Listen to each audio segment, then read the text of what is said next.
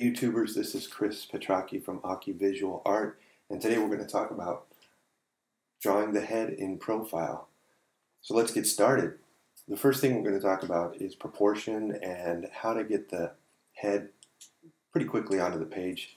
But roughly speaking, the head is in profile basically a square. So if we just look at it roughly speaking, without the nose and without the hairstyle, you've got basically a square. So we can use that simple primitive shape to get us going. The next thing is we're going to look at some basic plane breakup. So we've got the basic side of the head here. That's one big plane, and there's the front of the head there. So we want to be able to break that up. We have another plane here that you can take right off of the helix or the top of the ear and bring it straight down to the chin. And that kind of separates out the side of the face that includes the jaw and the ear from the front part of the face, which is here. There's also another rhythm that you can bring right off the helix the opposite way, and you can go right to the mouth, or it can go right through to the bottom of the nose and continue on to the other side.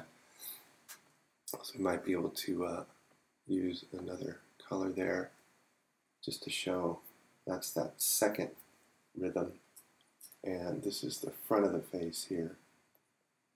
So we've got front facing plane in green, and that's what we need to know to show off the idea of the box, because if I can show off the idea of the box, the clearer my idea will be, and it'll have some veracity on the page, and that's what I'm looking for. So we have this front plane here, and it steps down into an underplane where the orbit of the eye is, and then it steps into a kind of a top shelf.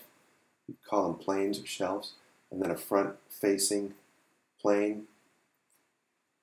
And so those are the kinds of descriptions that I'm looking for.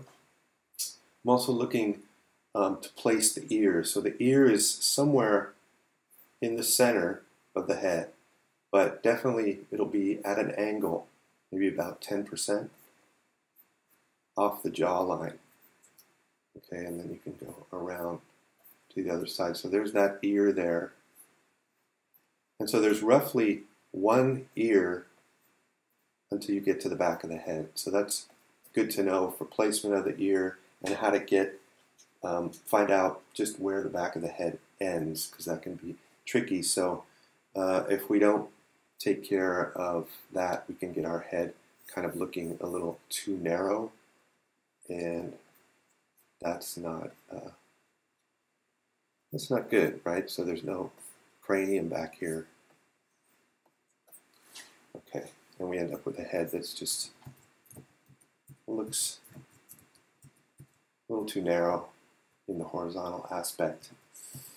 The next thing is the neck. So we want to just talk a little bit about that, because I like to draw my heads with necks, and if I don't put the neck in, it just looks like it's floating in space, and I definitely don't like that. I don't recommend it. So the neck pulls right off the nuchal ridge, and there's this process here, the mastoid process, which is right here, mastoid. So it pulls right off here, and you can pull it right off the bottom of the chin. Just ignore this part here because I have this model tilted back. So it looks like kind of like this. So you'll notice that the head is wider on top. The head's wider on top than it is on the bottom. And that's doesn't seem to be the case intuitively, but in actual fact it is. So that's something to definitely make note of.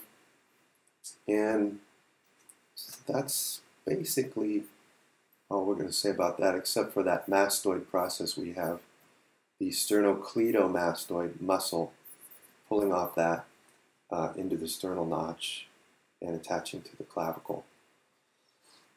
Okay, so let's get started. Actually drawing this in here, so I'm going to just Photoshop back up. Alright, so we have this basic square. I'm going to use it as a template to lay in or block in the head fairly quickly. And as we said, the proportion to the head without the nose or the hairstyle is basically a square. So I'm going to ghost that back a little bit, and then just, I can break up that square several ways, but I'm going to use an oval and a triangle. So with the oval, I just draw it in going around several times just to get the feel of it. And it's touching the top and both right and left sides of the box. And the triangle is just coming off basically that front left plane and going back at about a 45-degree angle, creating the jaw, and then going up at about 10 degrees to build the axis where the ear is going to be built from.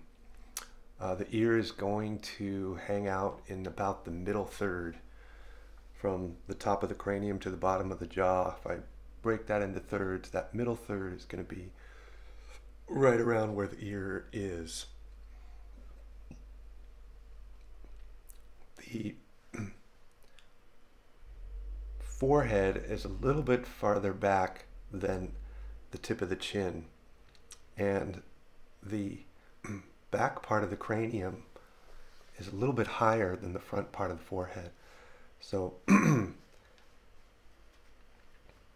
if we divide that distance from the top of the head to the bottom of the chin in half, that's roughly where the eyes will sit, and just above that is the eyebrow line.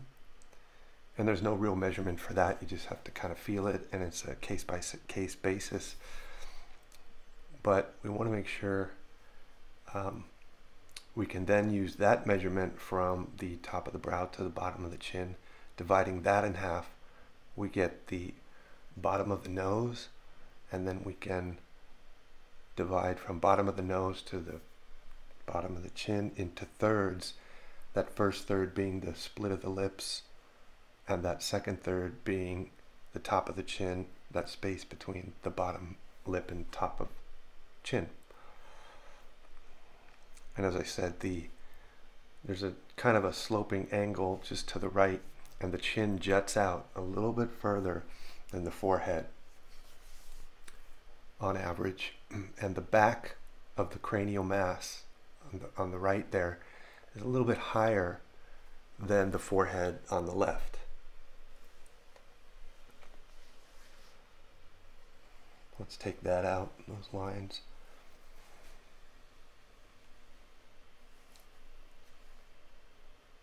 So I really like kind of understanding the basics here, because if I kind of know the steps and I understand where the planes and the rhythms are, then I don't have to think. The head just emerges on its own, and the less work I have to do and the less I have to think. So it works pretty well for me to kind of know technically what I'm doing each step of the way, and then it just becomes muscle memory. So I'm going to pull a C curve out for the front of the neck and the back of the neck. The back of the neck, you can feel where the back of the head connects to the neck right around where the eyes are. And you can just feel in your own head, sort of take a line from your eye all the way to the back of your head, and you can feel there's that bump there. That's the nuchal line or the nuchal ridge. And then there's another bump just down and to the right and left of that. That's the mastoid process. That lines up with about the bottom of the nose. So somewhere between the eye and the bottom of the nose on the back of the head is where the neck begins and departs from the back of the cranium. So you can see I've got two C curves for the neck, and the neck has a characteristic sway to it. And what you don't want is to have a head sitting on two parallel lines like a stick, because then it looks real stiff. And the spine, in the cervical spine, the top of the spine isn't like that. It's curved. So I put in the lips a little bit, and all these things, basically we're creating basically a standard which helps us get the head on the paper, and then from there we can modify it to make it look like an individual, a man or a woman. But we have to start with a standard that's helpful. So with the mouth, I'm going to put in the tooth cylinder or the barrel of the mouth. I'm not going to put in the lips just yet.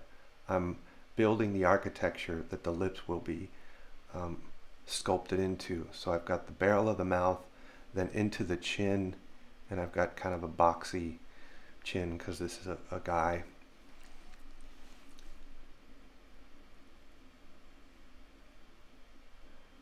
And then just refining the ear a little bit.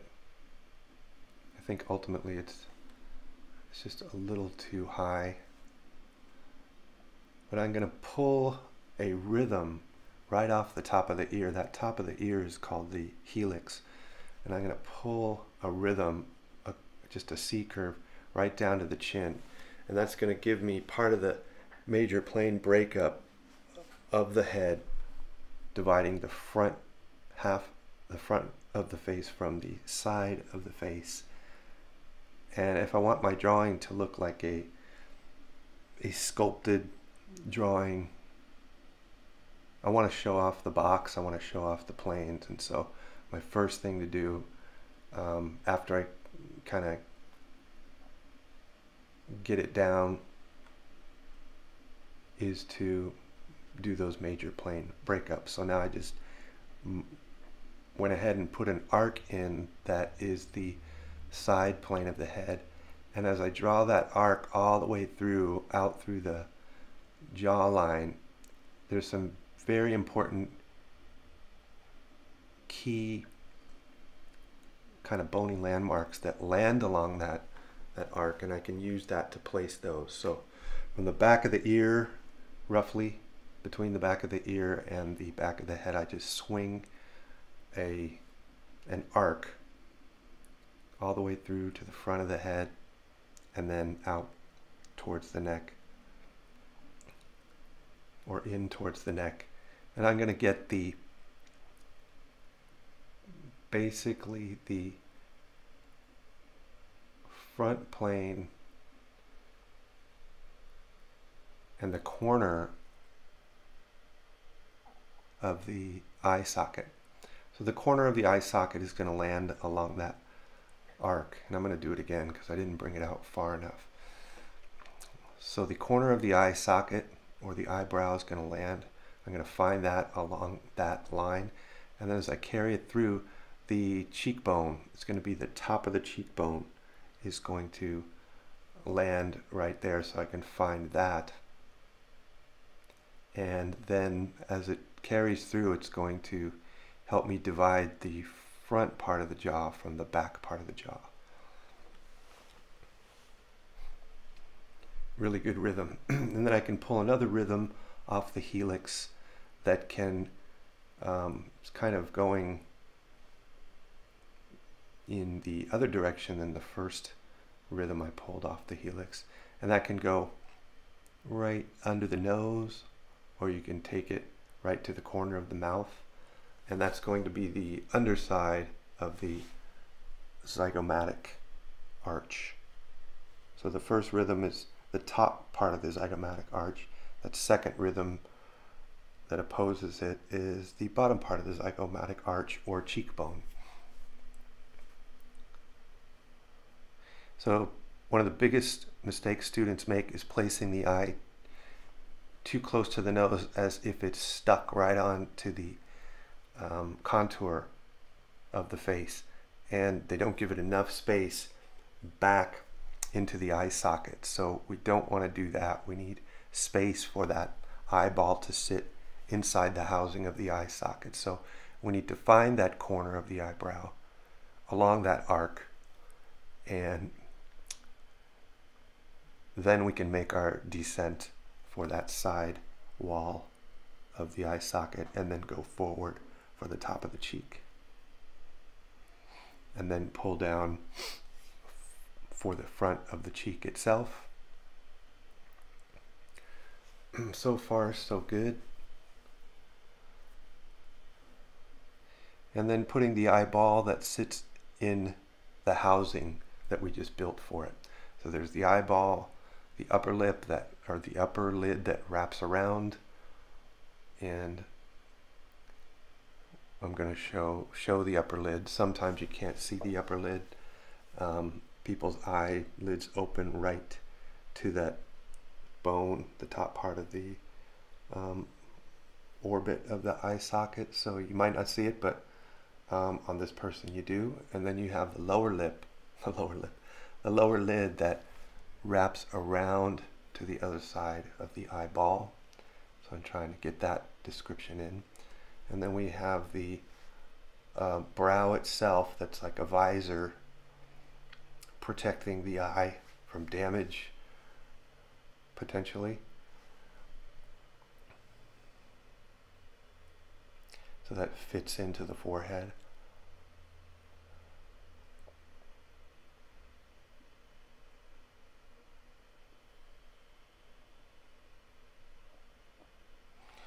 And then we've got the nose, and I'm going to just draw the plane change of the wing of the nose and not the nostril itself. I'm going to build the housing for the nostril. So big mistake people make is they draw a nose and then put a dark circle there for a nostril, and it looks suddenly like there's a black spot on your drawing. So you don't want to do that. You want to just draw the plane change, and if you have time you can go ahead and, you know, shade it and put a nostril in. But just for an initial block in, the plane change is really effective.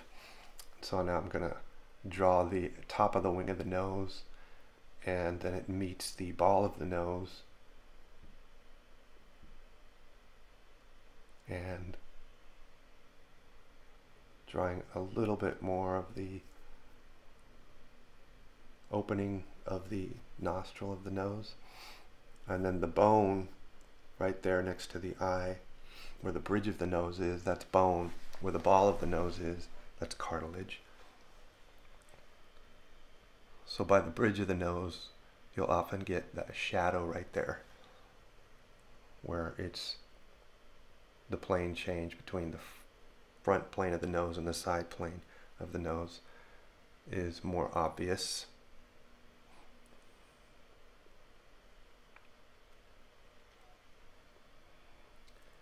So we've got the angle of the top and bottom lip and the angle of the nose to the chin. Two angles that I can kind of check my proportions and build things off of.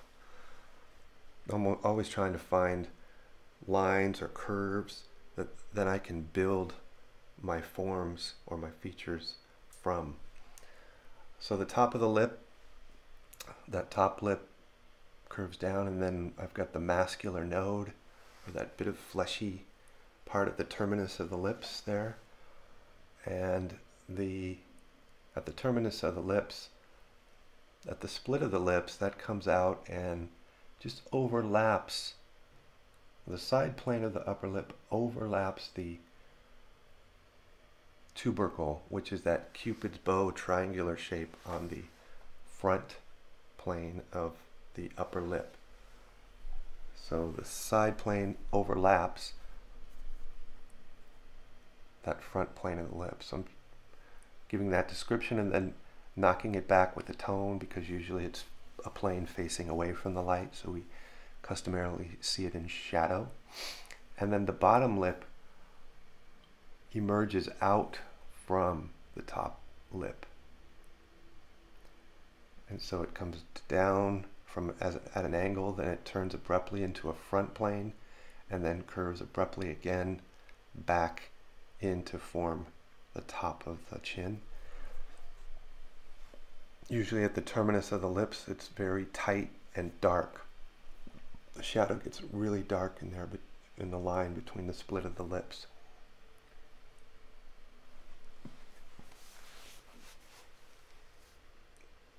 So a man's chin could be blocky, and a woman's chin, you can use more round curves, kind of like a series of S curves, gentle curves, to make it look more feminine.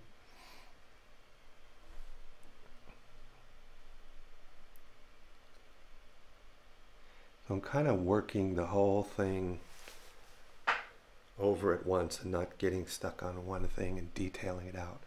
Trying to stay kind of zoomed out and not zoomed in, and it's not time for details yet. I'm going to give that area under the chin, or between the bottom lip and the chin, a tone, because it's usually in shadow there. And that bottom lip has a plane, so it has a front plane, and then it turns and goes towards the side. It wraps around the barrel of the mouth, so that's usually, I'm going to give that a tone to show the plane changes.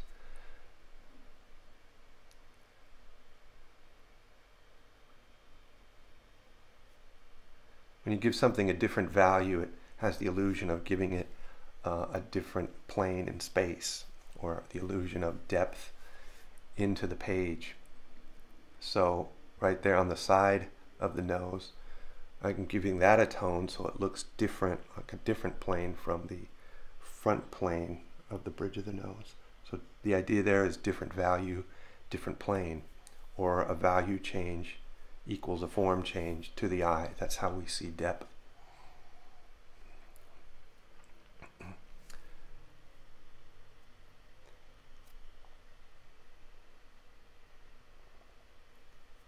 So that area just to the side of the terminus of the lips, that little mascular node, is kind of a no man's land. And if you don't know the mascular node, then you don't really know what to put there. And if you put nothing there, then it tends to look flat. Whereas if you kind of have a little bit of information there, it just fills in nicely, and it's not something that people notice as an area that doesn't have enough information in it.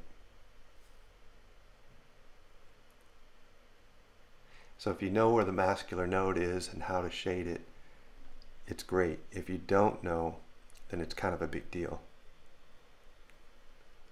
because your face won't look right in that area.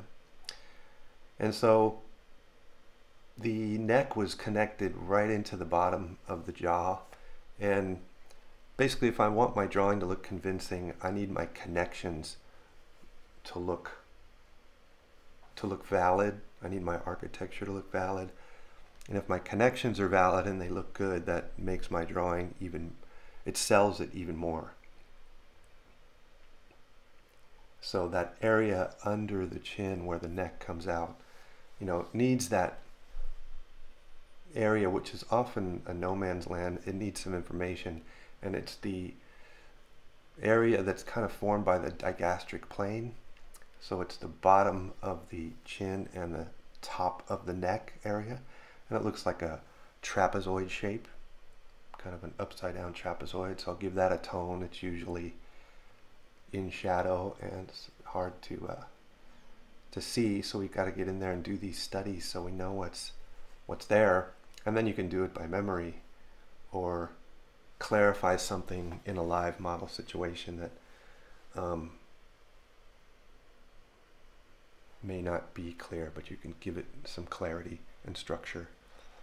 Let's get rid of that little diagram.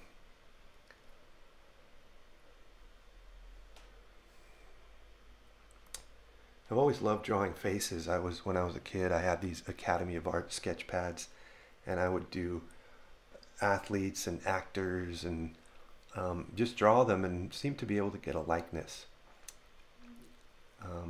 I didn't really know what I was doing, but I was able to make the drawing look like the person.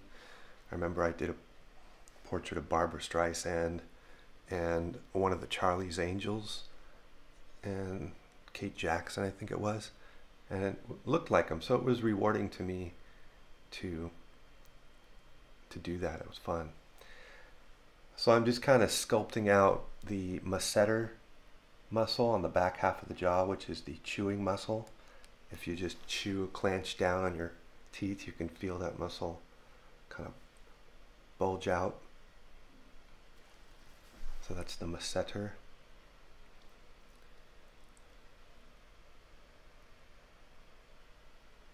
I'm just looking around. I'm going to put that eye socket back into tone because it's usually dark generally right underneath the brow, and sometimes the upper eyelid catches the light, and then the eyebrow itself begins underneath the brow and then comes up on top of the forehead. It twists over and ends up right on top of the forehead, on the front of the forehead.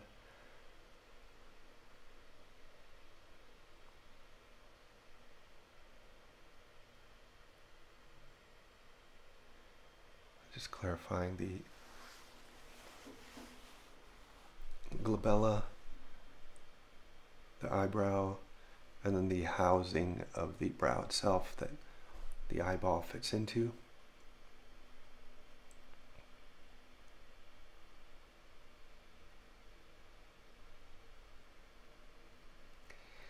So knowing how to block things in like this, knowing your proportions, knowing the planes and rhythms, some of the planes and rhythms of the face, allows you to construct the head from imagination, from memory. And before I knew that, I used to just copy surface details. And so it was a good finisher in terms of rendering, surface rendering, but I couldn't build it, I couldn't construct it. I was limited to rendering, so consequently I couldn't make anything up, really. So, after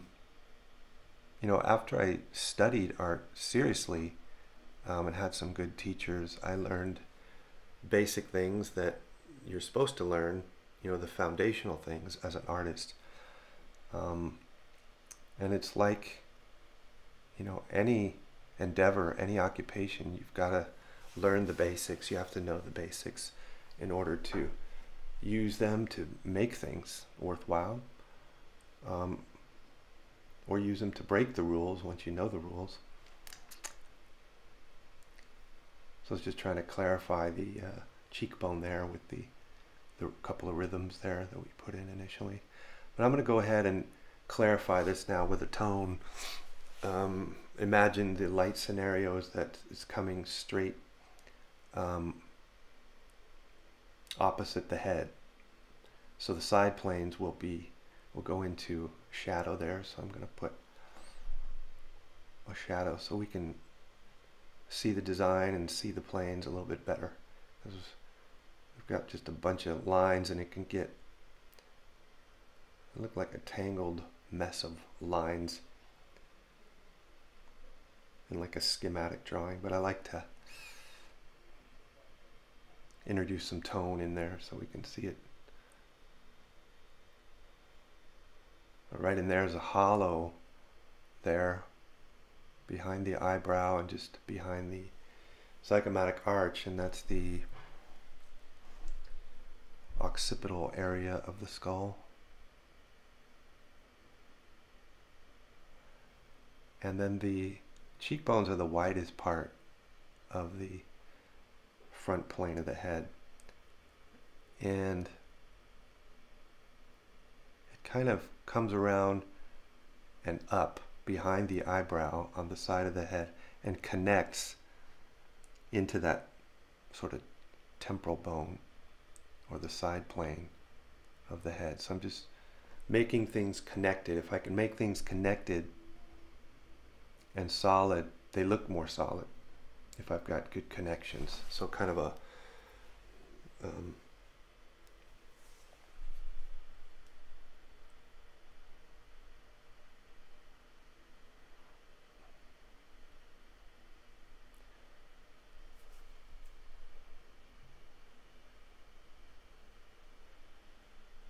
and I'm going to strengthen up the tone on that cheekbone a little bit.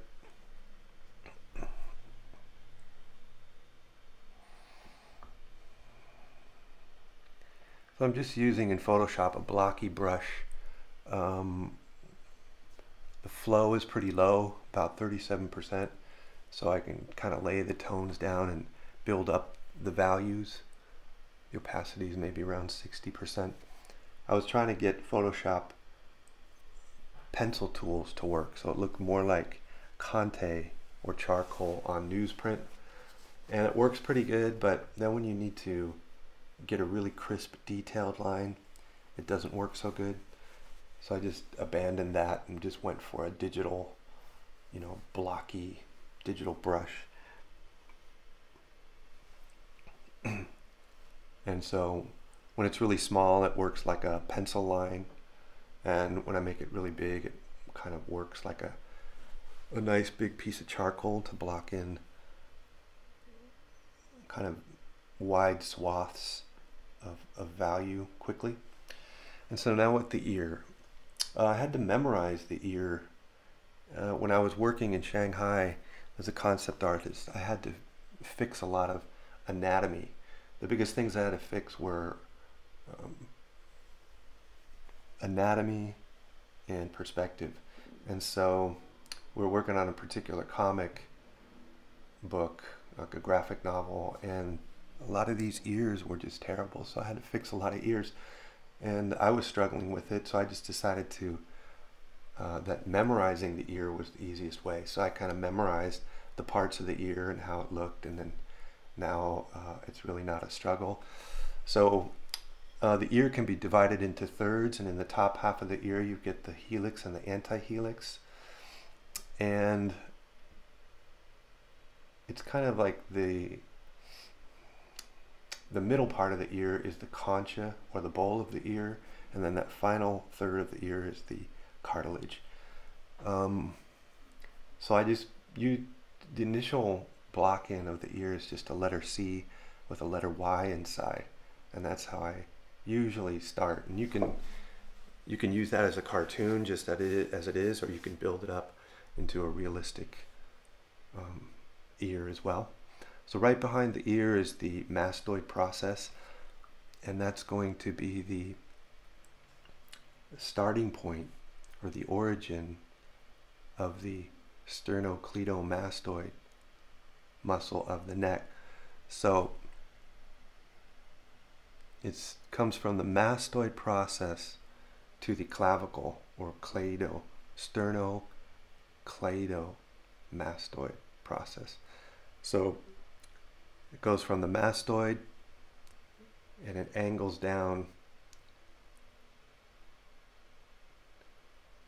and it hits the clavicle or the sternal notch. But I need to know how to get to the sternal notch. How far down does it go? So I'll take the measurement from the top of the head to the bottom of the nose and bring that down from the bottom of the nose to where that measurement ends. That'll get us to the clavicle. So we're going from the mastoid process to the clavicle and the sternum. That's why it's called the sternocleidomastoid. And that attaches right to the inside of the clavicle, top of the sternum, and then part of it fans out, called the platysma, and that connects to the sternum, that first third of the sternum, as it departs from the sternal notch. So I'll give that a tone so you can see it. It's just a long triangle shaped rope. It's kind of a rope muscle.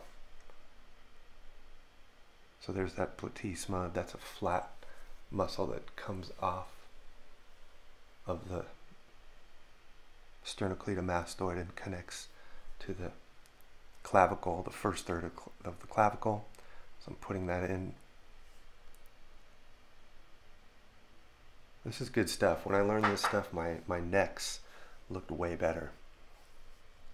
And it's not that complicated, but if you don't know anatomy, it's a big deal. But if you do know anatomy, it's really not a big deal.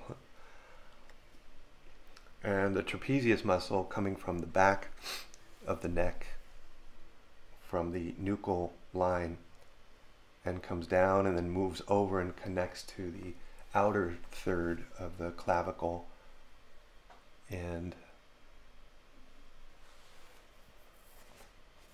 on the lateral side or outside of the clavicle.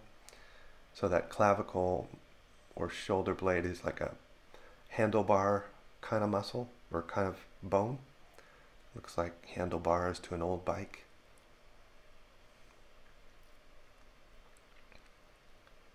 And the trapezius is like your shrugging muscle. If you shrug your shoulders up towards your head, that's the trapezius doing that work.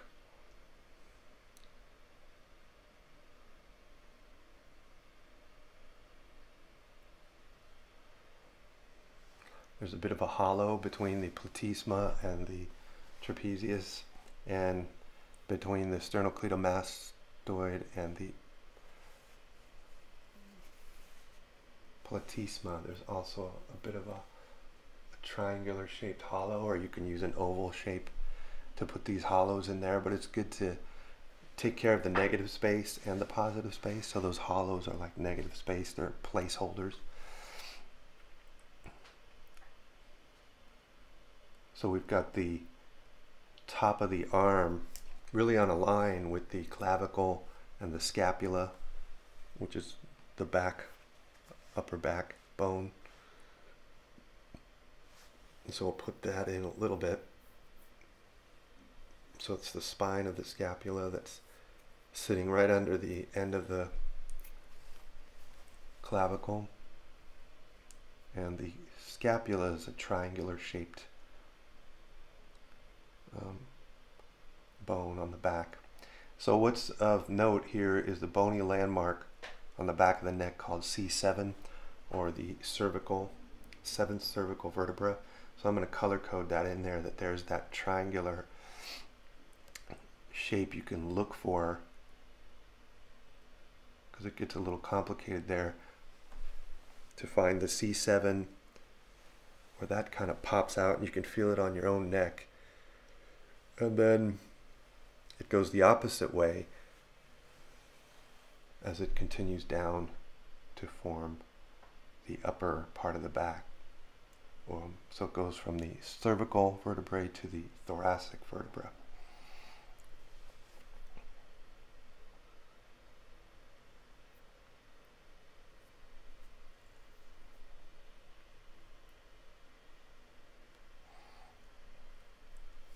So you can see those angles.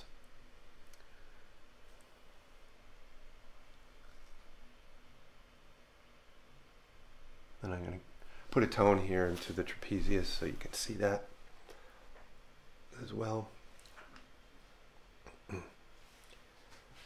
If I'm doing the neck a little bit here, because if I just do the head, it looks like it's floating in space and it doesn't look right. And the biggest mistakes that students struggle with is just drawing a head and not drawing the neck. And it just doesn't look right. But if you draw the neck, suddenly it looks great. It makes a big difference. So it's worth noting that head-neck connection.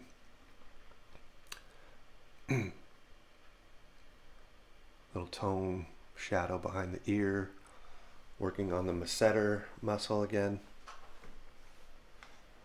Trying to make that full-formed muscle.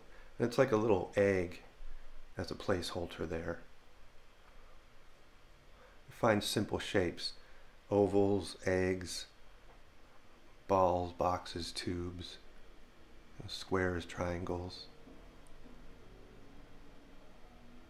Just find the simple shape, block it in, and then you can finesse it to look like the thing that you're most characteristic of the thing you're drawing.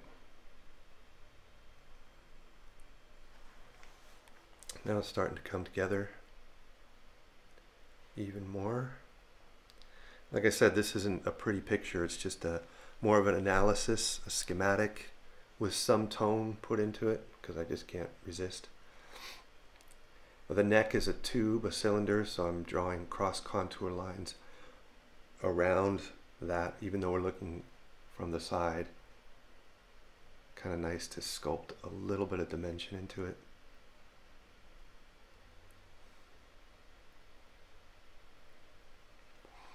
And then just a sense of where that top part of the arm is.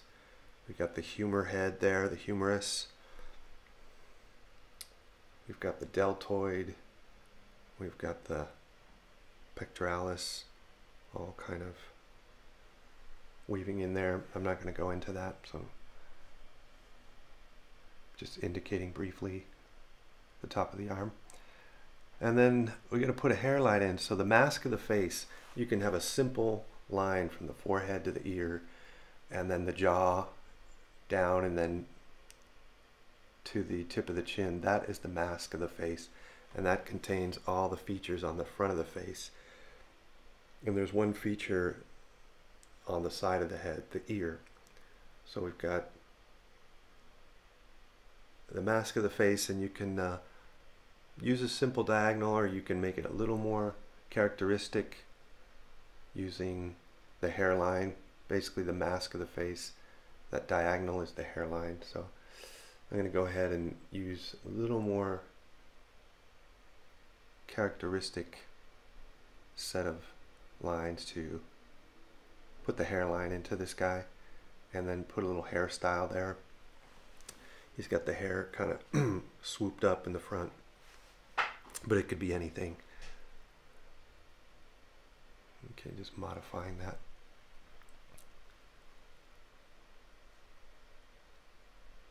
I've got this great brush that's just an add water brush, like a watercolor. Adding water to pigment will just make it cloud out, fuzz out for a nice soft transition. And then we've got the part of the hair. Let's put that in.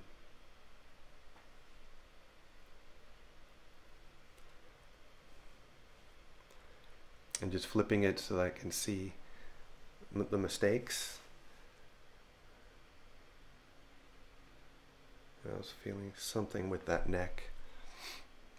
Maybe C7 was a little too far in, so I want to pull it out just a little bit. Get the thicknesses right. And again, that neck is wider on top than it is on the bottom. So I'm checking that. Checking the trapezius. Checking my connections. Alright, so it looks like this thing is just about done. You can follow me here, subscribe to my channel. Let me know what you'd like to, this kind of content you'd like to see next. And I'm building up my Instagram as well, so you can follow me there at Stoneye, S-T-O-N-E-Y-E, #1, and follow me and I'll follow you back. Thanks so much for watching, and we will see you next time. Bye-bye.